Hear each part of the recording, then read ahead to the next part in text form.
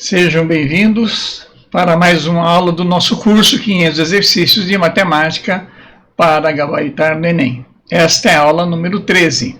Sou o professor Nelson Fujita e hoje iremos abordar mais alguns exercícios da primeira etapa do nosso curso. Hoje iremos ver algumas questões ligadas ainda à matemática financeira, juros compostos, questões muito interessantes que normalmente caem nessas provas do Enem. E vamos começar hoje a parte ligada à geometria plana, áreas, volumes, áreas de retângulos, triângulos, e daremos então daí sequência à segunda etapa, que seria a parte ligada à geometria plana. Então vamos à primeira aula, e antes, lembrando o que se quer e o que se tem. O que se quer é a pergunta que deve ser feita quando interpretamos o enunciado de um exercício de matemática para encontrarmos o que é pedido para se resolver o mesmo. O que é que se tem? A pergunta que deve ser feita quando interpretamos o enunciado de um exercício de matemática para encontrarmos o que é dado para se resolver o mesmo. Então vamos à primeira questão. No ano de 2011, a questão 157 diz assim: um jovem investidor precisa escolher qual investimento lhe trará melhor retorno financeiro em uma aplicação de R$500. Para isso, pesquisa o rendimento e o imposto a ser pago em dois investimentos, poupança e CDB, certificado de depósito bancário. As informações obtidas estão resumidas no quadro. A poupança rende 0,56 mensal e é isenta de imposto de renda, enquanto o CDB rende 0,876% mensal, mas tem o imposto de renda devido de 4% sobre o ganho.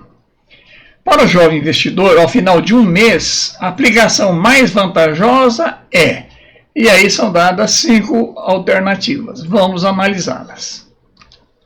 O que se quer? A aplicação financeira mais vantajosa ao final de um mês para o jovem investidor.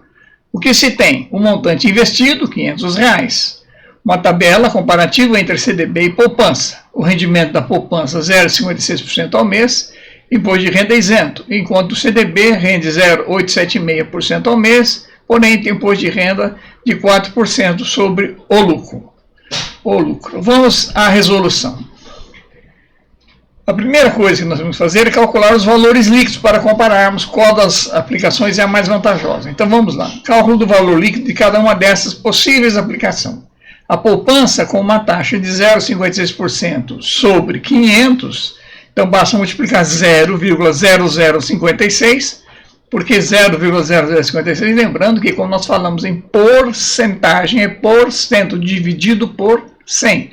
Então 0,56 dividido por 100, 0,0056, vezes 500, igual a R$ 2,80. Então o lucro da aplicação financeira, através da caneta de poupança, é de R$ 2,80. Se fosse o CDB, que seria 0,876 sobre 500, tá? Da mesma forma, 0,876%, eu multiplico por 100, vai dar, divido por 100, vai dar 0,00876 vezes 500, que vai dar R$ 4,38. Então, nesse caso aqui, o lucro é maior do que na poupança. Mas vamos ver o lucro líquido, que seria o quê? Retirado, descontado o que foi retirado através do imposto de renda. O imposto de renda calculado é sobre o lucro 4,38. Então seria 4%, ou 0,04 vezes 4,38, que vai dar 0,175. Ok? Então o lucro líquido será os R$ 4,38 menos o 0,175, que vai dar R$ 4,205. 4,20 ou 4,21 arredondando. Portanto, os R$500 vão se tornar 504,21, é a melhor das aplicações, né? Aqui seria 502,80, aqui 504,21, e portanto a resposta D é a melhor aplicação, CDB, pois totalizará um montante de 504,21, ok? Então, mais um exercício de remuneração de aplicação financeira. Isso é importante, porque geralmente cai uma questão dessa no Enem. Vamos para a próxima. Em 2013, o exercício 163 diz o seguinte: para aumentar as vendas no início do ano, uma loja de departamentos remarcou os preços de seus produtos 20% abaixo do preço original. Quando chegam ao caixa, os clientes que possuem o cartão Fidelidade da loja têm ainda direito a um desconto adicional de 10% sobre o valor total de suas compras. O cliente deseja comprar um produto que custava R$ 50 antes da remarcação de preço. Ele não possui o cartão Fidelidade da loja. Caso esse cliente possuísse o cartão Fidelidade da loja e a economia adicional que obteria ao efetuar a compra em reais seria de, e aí são dadas 5 alternativas. Vamos à resolução. O que se quer? A economia adicional com o uso do cartão Fidelidade. O que se tem? Um desconto inicial de 20% sobre os preços de todos os produtos, com a remarcação de preços anteriormente à vida. O que mais se tem ainda? Um desconto adicional de 10% quando se usa o cartão Fidelidade. Antes daquela remarcação, o preço do produto, ou seja, sem o desconto, era de R$ 50. Vamos à resolução da questão. Então, a primeira coisa que vamos fazer é o seguinte: quanto era aqueles 20% de desconto que antes de a loja resolver fazer essa remarcação para baixo? Então, o desconto de 20% sobre 50 é 0,2 vezes 50, o que dá R$ 10. Portanto, o preço ajustado logo após a remarcação seria de R$ 40 e não mais 50. Além disso, haveria um desconto adicional do cartão Fidelidade de 10% sobre esse valor, sobre 40, o que seria R$ 4. Então, a pergunta, o que é? Qual é a economia adicional com o uso desse cartão? Então, a economia adicional seria esse desconto adicional aqui, portanto, R$ 4. E a resposta correta é a resposta E, R$ 4, ok? Então, a pegadinha dessa questão se refere à interpretação do texto, né? O texto pede o desconto adicional e não o desconto total. Por isso tem uma pergunta aqui, ó, aí tem B, R$ 14 para confundir, seria os 10 mais os 4, mas na realidade ele não está perguntando qual é o desconto total, está perguntando apenas o desconto adicional, ok? Vamos para a próxima. No ano de 2019, o exercício 157 diz o seguinte: segundo o Instituto Brasileiro de Geografia e Estatística, IBGE, o rendimento médio mensal dos trabalhadores brasileiros no ano de 2000 era de R$ 1.250. Já o censo de 2010 mostrou que em 2010 esse valor teve um aumento de 7,2% em relação a 2000. Esse mesmo instituto projeta que em 2020 o rendimento médio mensal dos trabalhadores brasileiros poderá ser 10% maior do que foi em 2010. Supondo que as projeções do IBGE se realizem, o rendimento médio mensal dos brasileiros em 2020 será de, e aí são dadas 5 alternativas. Vamos à resolução. O que se quer? Pelas projeções do IBGE, qual será o rendimento médio mensal do brasileiro em 2020? O que se tem? O rendimento médio mensal em 2000, R$ 1.250. O rendimento médio mensal em 2010, esse mesmo valor é crescido de mais 7,2%. E a expectativa para o rendimento médio mensal em 2020, um acréscimo de 10% sobre o rendimento de 2010. Vamos à resolução. Primeira coisa que temos que fazer é saber quanto em reais foi o aumento do rendimento em 2010, rendimento médio mensal do brasileiro em 2010. Sabemos que houve um aumento de 7,2%. Como é que eu calculo esse aumento de 7,2%? Eu coloco 1,072 e multiplico. Por que 1,072 e multiplico? Porque 0,72 é o mesmo que 7,2%. Basta pegar o 7,2, dividir por 100 e vou achar 0,072. E o 1, que é o valor 100% inicial. Então, 1,072 vezes isso já dá o valor final, que é de R$ 1.340, o rendimento ocorrido em 2010. E qual será o rendimento esperado em 2020? Esse mesmo valor acrescido de 10%. Ou seja, para obter já esse resultado, eu multiplico direto por 1,10. Porque 1 seria o valor, o montante original, e 0,10 seria os 10% aplicados nesse valor. o que vai dar R$ 1.474, e a resposta correta é a alternativa E, R$ 1.474. Vamos para a próxima. Também em 2019, o exercício 156 diz o seguinte: para contratar 3 máquinas que farão o reparo de vias rurais de um município, a prefeitura elaborou um edital que, entre outras cláusulas, previa: primeira cláusula, cada empresa interessada só pode cadastrar uma única máquina para concorrer ao edital. Segundo, o total de recursos destinados para contratar o conjunto das 3 máquinas é R$ 31 mil. Terceiro, o valor a ser pago a cada empresa será inversamente proporcional à idade de uso da máquina cadastrada pela empresa para esse edital. As 3 empresas vencedoras do edital cadastraram máquinas com as seguintes idades: 2, 3 e 5 anos de idade de uso. A pergunta, então: quanto receberá a empresa que cadastrou a máquina com a maior idade de uso? E são dadas, então, 5 alternativas. Vamos à resolução. O que se quer? Quanto deverá receber a empresa com a máquina usada mais antiga? O que se tem? Um cadastro estabelecendo a concorrência de uma única máquina por empresa nesse edital. O que mais se tem ainda? 3 máquinas serão alocadas num total de R$ 31 mil. O que mais se sabe? Cada máquina receberá uma parte desse total de forma inversamente proporcional à sua idade de uso. E que mais ainda? Foram escolhidas 3 máquinas com a seguinte idade de uso: 2 anos, 3 anos e 5 anos. Vamos à resolução. Bom, como essas máquinas possuem idades diferentes, 2, 3 e 5, por sinal são números primos, né? 2, 3 e 5, em sequência. A forma correta e mais simples de resolver essa questão é calcular o mínimo múltiplo comum, para depois fazermos a proporção inversa. O cálculo do mínimo múltiplo comum entre essas idades para se obter a proporcionalidade é o MMC de 2, 3 e 5. Como eles são primos, basta multiplicar esses 3 valores entre si. 2 vezes 3 vezes 5 vai dar 30.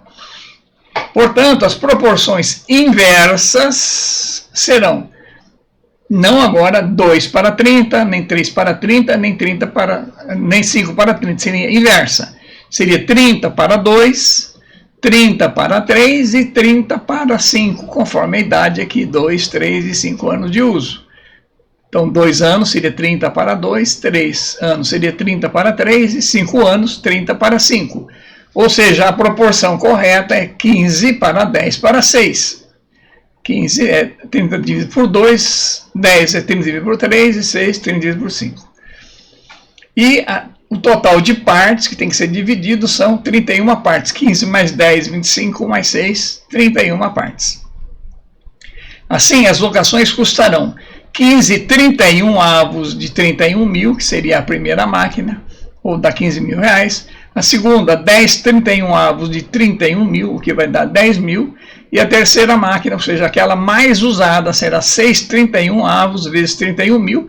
Esse 31 simplifica com 31, fica 6 vezes 1.000, portanto, 6 mil reais será o custo da locação dessa máquina usada mais antiga. Portanto, a resposta é a alternativa B, 6 mil reais, ok? Vamos para a próxima.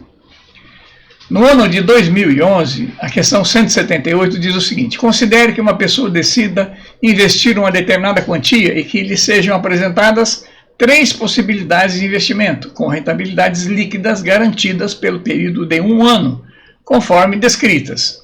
O investimento A rende 3% ao mês. O investimento B, 36% ao ano. E o investimento C, 18% ao semestre. As rentabilidades para esses investimentos incidem sobre o valor do período anterior. Portanto, é uma questão de juro sobre juro. O quadro fornece algumas aproximações para a análise das rentabilidades. Então, são colocados os períodos aqui, 3, 6, 9 e 12, e o valor de 1,03 elevado à potência n. No caso de 3, seria 1,093, 6, 194, 9, 1,305 e 12, 1,426. Para escolher um investimento com a maior rentabilidade anual, essa pessoa deverá, e tem 5 alternativas que nós iremos então analisá-las para ver qual é a de maior rentabilidade. O que se quer? O investimento com a maior rentabilidade anual. O que se tem? Investimento A, 3% ao mês, o B, 36% ao ano, o C, 18% ao semestre e uma tabela para cálculo de 1,03 elevado à potência n. Vamos chamar de n o montante a ser aplicado. Então, para resolver essa questão, o que nós sabemos? Que o investimento A ele é corrigido em 3% ao mês. Isso significa que a fórmula que eu vou usar é 1,03 elevado a n, porém o n é 12, já que eu quero obter o resultado sob o ponto de vista anual. Qual é a rentabilidade anual? Então, se eu olhar essa tabela aqui, olha, n igual a 12, eu tenho o valor 1,426. Então, esse valor 1,03 elevado a n vezes m vai dar o montante anual da aplicação do investimento A. Portanto, isso vai dar, MA vai ser igual a 1,426 vezes esse montante, ou um aumento, um ganho de 42,6% sobre esse montante. O investimento B, ele é fixo e é direto, 36% ao ano, portanto, vai ser um acréscimo de mais 36%, ou seja, o montante em B será 1,36 vezes M. Finalmente, o montante C, ele recebe 18% ao semestre. Então, o montante C seria 1,18 vezes 1,18. O primeiro 1,18 refere-se ao primeiro semestre, o segundo 1,18 ao segundo, vezes esse montante. O que dá 1,392 vezes esse montante, ou seja, um ganho de 39,2. Portanto, a rentabilidade A, que é 42,6, é a maior de todas elas, e a resposta correta é a resposta C. Ok? A rentabilidade A é a maior delas. Vamos para a próxima. No ano de 2017, a questão 144 diz o seguinte: o empréstimo foi feito à taxa mensal de I%, usando juros compostos, em 8 parcelas fixas e iguais a P.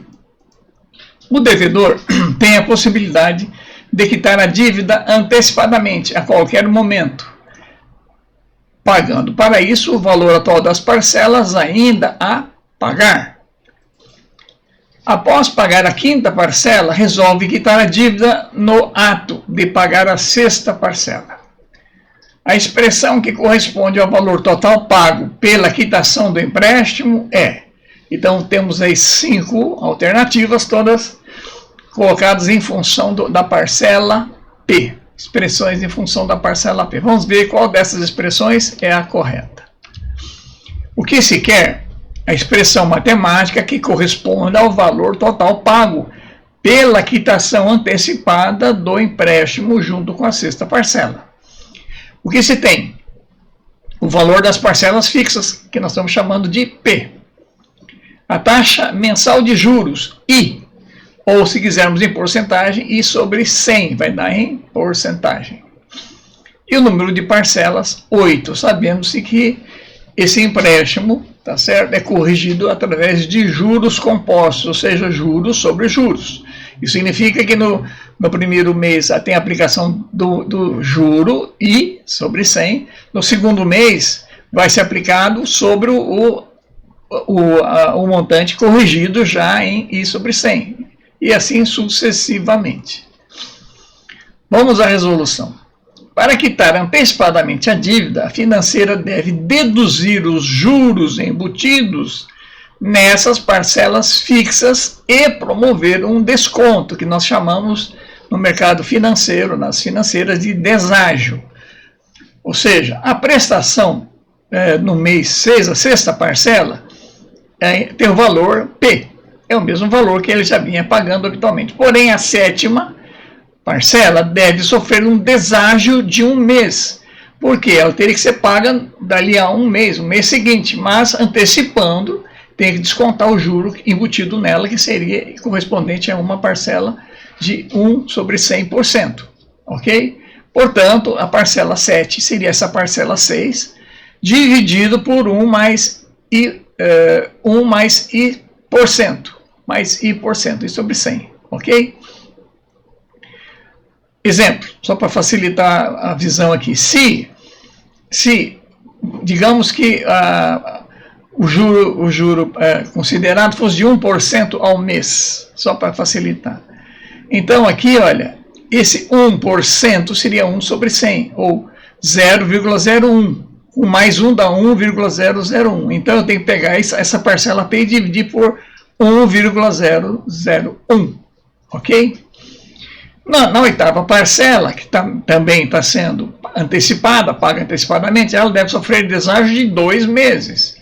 Seria paga dali a 2 meses. Então, agora, a parcela 8 tem que ser igual a parcela P, dividida não por 1 mais i dividido por 100, mas sim por 1 mais i dividido por 100 ao quadrado, porque está incidindo o juro de 2 meses. A cada mês que avança, o juro ocorre sobre juro. Assim foi calculado quando a financeira estabeleceu o valor dessas parcelas fixas. Então, se nós olharmos todas essas 5 alternativas, né, nós vamos ver que a resposta correta é a resposta A. Por quê? O que ela tem que pagar?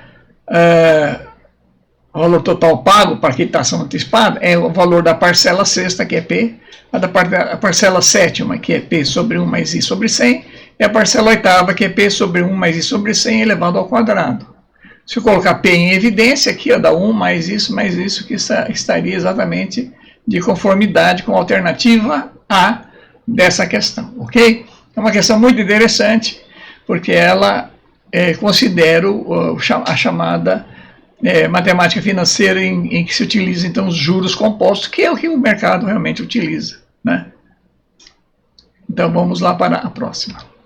No ano de 2010, a questão 157 diz o seguinte: para construir uma manilha de esgoto, um cilindro com 2 metros de diâmetro e 4 metros de altura, de espessura desprezível, foi envolvido homogeneamente por uma camada de concreto contendo 20 centímetros de espessura. Supondo que cada metro cúbico de concreto custe R$10 e tomando 3,1 como valor aproximado de π, então o preço dessa manilha é igual a, e são dadas 5 alternativas. Essa é uma questão muito interessante, é uma questão que está enquadrada aqui de matemática financeira, porém ela também é uma questão de geometria, né? Está envolvendo aqui volume de um sólido que é o cilindro. Na realidade, uma manilha de esgoto ela tem um formato de um tubo cilíndrico. Nós iremos ver então a resolução, para depois calcularmos daí o quanto seria o preço da manilha. O que se quer? O preço de custo da manilha de concreto. O que se tem? O formato dessa manilha, é um tubo cilíndrico. É um tubo cilíndrico, foi obtido o quê? 2 cilindros, o de fora, que envolveu esse cilindro com uma espessura de 20 centímetros, essa camisa. Depois que solidificou o concreto, foi extraído a forma interna, né? E ficou o tubo de concreto, com raio interno de 1 metro, um raio externo de 1,20 m, porque 20 centímetros é a espessura, e o comprimento dessa manilha é de 4 metros, ok? Bom, o volume do concreto, o valor do metro cúbico de concreto são R$10, e o exercício pede para considerar π igual a 3,1. Então vamos à resolução. O volume do tubo, como eu havia comentado, é o volume do cilindro externo menos o volume do cilindro interno.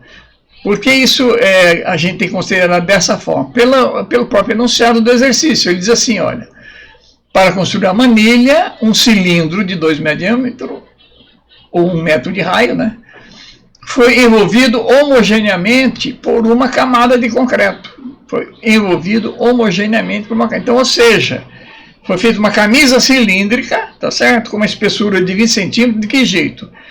Fazendo, então, um cilindro maior ser removido do cilindro menor, sobrou, portanto, essa capa cilíndrica, que é um formato de um tubo cilíndrico, ok? Então, para acharmos o volume desse tubo, vamos achar o volume externo do cilindro menos o volume do cilindro interno. O volume de um cilindro é a área da base vezes a altura. A área da base, πr ao quadrado, vezes a altura, no caso, nós estamos chamando de L. Então, o volume do tubo seria πr ao quadrado externo vezes o comprimento L, enquanto que o interno seria πr1 ao quadrado vezes o L. O π e o L são comuns aos dois termos nessa expressão, vamos colocar em evidência. Então vai ficar π vezes L, abrindo parênteses, RE ao quadrado menos RI ao quadrado. Então, L é 4 vezes π, fica 4π vezes o R externo é 1,2, 1,2 ao quadrado menos 1 ao quadrado. Vai ficar 4 vezes 3,1, já que o π é 3,1, vezes 1,2 ao quadrado é 1,44 e menos 1. Aqui vai dar então 0,44 essa diferença e esse produto vai dar 12,4. 12,4 vezes 0,44, nós vamos encontrar o volume dessa manilha de concreto, 5,456 metros cúbicos. E vamos ver, portanto, agora o preço de custo, tá certo? Se cada metro cúbico custa R$10, então 5,456x. Então basta multiplicar 5,456 vezes 10, o que vai dar R$ 54,56. E a resposta correta é a resposta D. Ok? Interessante, essa é uma questão que envolve, então, conceitos de matemática financeira e conceitos de volume de sólido volumétrico, que é o caso agora de um cilindro. Ok? Vamos para a próxima. No ano de 2010, a questão 176, ela diz o seguinte: a disparidade de volume entre os planetas é tão grande que seria possível colocá-los um dentro dos outros. O planeta Mercúrio é o menor de todos, Marte é o segundo menor, dentro dele cabem 3 Mercúrios, Terra é o único com vida, dentro dela cabem 7 Martes, e Netuno é o quarto maior, dentro dele cabem 56 terras, e Júpiter é o maior deles, dentro cabem 23 Netunos. Seguindo o raciocínio proposto, quantas terras cabem dentro de Júpiter? E aí são dadas 5 alternativas. Vamos à resolução. Vejam bem, inicialmente, quando eu vi essa questão, eu falei, vou encaixá-la com uma questão de geometria, né? Volume de esferas, porque Marte, Terra, etc., são aproximadamente esferas. Mas se nós olharmos a questão, é uma questão meramente comparativa, de volume maior ou menor. Vamos à resolução, que é bem mais simples do que a gente pode imaginar. O que se quer? Quantas terras cabem dentro de Júpiter? O que se tem? Dentro de Netuno cabem 58 terras. Dentro de Júpiter, segundo o enunciado, cabem 23 Netunos. Então, por regra de 3, nós podemos resolver rapidamente essa questão. Se o Netuno corresponde a 58 terras, 23 Netunos, que é o que cabe dentro de Júpiter, vão corresponder a x terras. Então, x é igual a 58 vezes 23, o que vai dar 1.334 terras, e a resposta é a resposta B. Ok? Bem simples, e a pegadinha que não precisamos nem imaginar, vou usar a fórmula de cálculo de volume de esfera. Vamos para a próxima. No ano de 2017, o exercício 150 diz o seguinte: uma empresa especializada em conservação de piscinas utiliza um produto para tratamento da água, cujas especificações técnicas sugerem que seja adicionado 1,5 ml desse produto para cada 1.000 ou para cada metro cúbico de água de piscina. Essa empresa foi contratada para cuidar de uma piscina de base retangular de profundidade constante igual a 1,70 m, com largura e comprimento iguais a 3 metros e 5 metros, respectivamente. O nível da lâmina d'água dessa piscina é mantido a 50 centímetros da borda da piscina. A quantidade desse produto em milímetro que deve ser adicionada a essa piscina, de modo a atender às suas especificações técnicas, e aí são dadas 5 alternativas. Vamos então achar a alternativa correta. O que se quer? A quantidade de produto químico em ml para tratar a piscina. O que se tem? A dosagem do produto. segundo o rótulo, diz que é 1,5 milímetro para cada 1.000 litros de água, ou seja, 1,5 ml por metro cúbico de água. Sabe-se que o formato da piscina é um paralelepípedo, tem 3 por 5 por 1,70 de profundidade. O nível da lâmina d'água é 1,20 m, por quê? Diz o enunciado que a lâmina d'água está 50 centímetros abaixo da borda superior. Vamos à resolução. Então, a primeira coisa que temos que fazer é calcular o volume de água, e não o volume da piscina. O volume de água é a largura vezes o comprimento da piscina, que é 3 metros vezes 5, e vezes a profundidade da água, da lâmina d'água, que é 1,20 m e não 1,70 m, que é a altura da piscina, e não da água. Então, o volume da água será 3 vezes 5 vezes 1,20, o que vai dar 18 metros cúbicos. A quantidade necessária desse produto Q é calculada multiplicando-se o volume da piscina, da água, vezes a dosagem, 18 metros cúbicos vezes 1,5 ml por metro cúbico, simplifica o metro cúbico, vai dar 18 vezes 1,5, que é 27 mililitros, é a resposta correta, a resposta B. Ok? Para a próxima.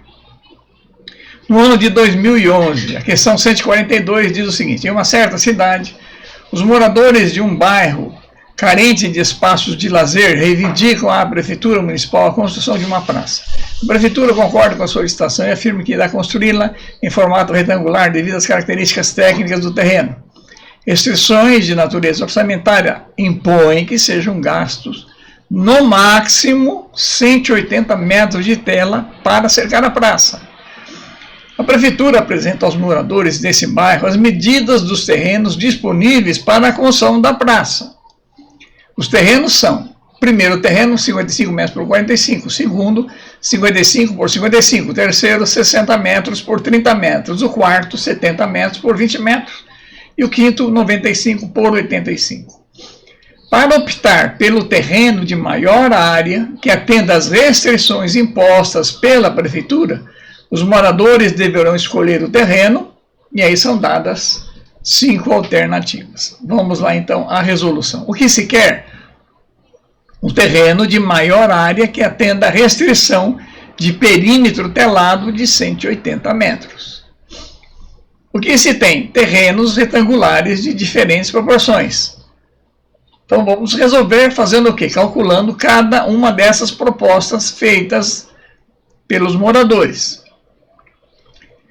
Então, o primeiro terreno é um terreno de 55 por 45, ele tem 2.475 metros quadrados e um perímetro, que é a soma dos 4 lados, né? 55 mais 45, vai dar 100 vezes 2, 200. 200 metros. Essa questão aqui já não satisfaz a exigência que a Prefeitura colocou. Qual foi a exigência que ela colocou? O perímetro telado não terá exatamente 180 metros, é o máximo que ele pode alcançar. Acima disso, descarta. Então, dessa mesma forma, o terreno 2 também é eliminado, porque o perímetro vai dar 220 metros.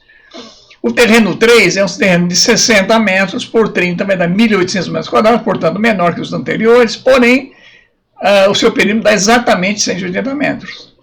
O terreno 4 é um terreno de 70 por 20, temos uma área de 1.400 metros quadrados, também atende porque o perímetro dá 180 metros, mas essa área 3 ainda é maior que a área do terreno 4. Finalmente, o terreno 5, terreno bem maior, 95 por 85, porém tem o perímetro exatamente o dobro do máximo que a Prefeitura pode considerar. Portanto, a resposta correta é o terreno 3, resposta C. Com isso, nós terminamos a nossa aula número 13. Espero que todos tenham aproveitado, entendido. Aqueles que não conseguiram entender, por favor, retomem o vídeo, coloquem numa velocidade menor. Aqueles que entenderam mais rapidamente, podem colocar numa velocidade maior. Fundamental que vocês, aqueles que não estão inscritos, se inscreverem no canal. Essa inscrição vai nos possibilitar crescer no próprio YouTube, fazer com que nosso canal cresça e que num segundo momento nós podemos chamar os inscritos para receber outras oportunidades de cursos gratuitos que nós estamos, por enquanto, planejando. Ok? Muito obrigado pela atenção. Até uma próxima.